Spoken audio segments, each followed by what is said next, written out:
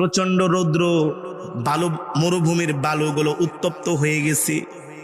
একদিন দুই দিনের তো আর সফর না, 1000 কিলোমিটার রাস্তা। দিনের পর দিন, রাতের পর রাত আল্লাহর নবী সফর করতে করতে ক্লান্ত হয়ে গেছেন, সাথে কোনো খাবারও নাই, পানিও নাই।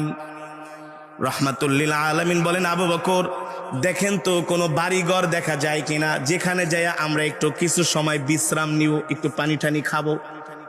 সাইয়েদনা আবু বকর তাকায় দেখেন অনেক দূরে একটা বাড়ি দেখা যায়।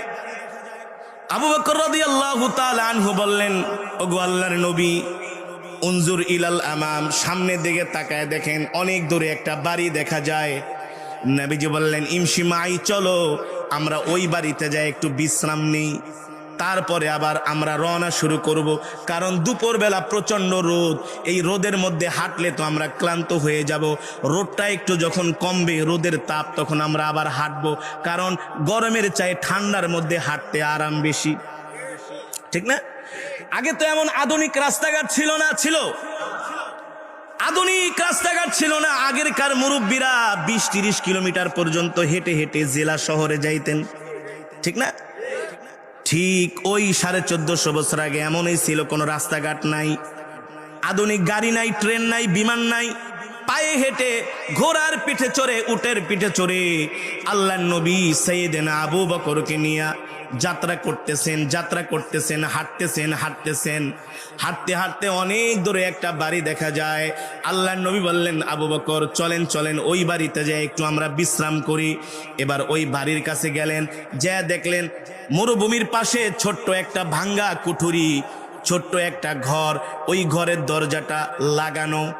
এবার সাইয়েদনা আবু বকরকে আল্লাহর নবী নির্দেশ দিলেন, ইয়া আবা বকর ইফতাহিল বাব, দরজাটায় নক করেন আর বলেন, কে আসো, দরজাটা খুলে দাও।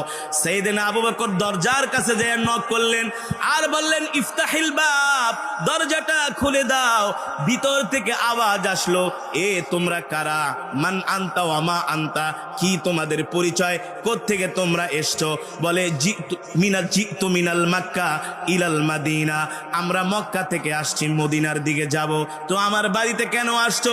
বলে, আমরা দুইজন মানুষ মক্কা থেকে মদিনায় যাইতেছি, আমাদের কাছে কোনো খাবার নাই, কোনো পানি নাই, প্রচন্ড রৌদ্রের তাপ, এই কারণে তোমার বাড়িতে আমরা কিছুক্ষণ বিশ্রাম নিয়ে আবার রৌদ্রটা কমলে আমরা আমাদের যাত্রা শুরু করব।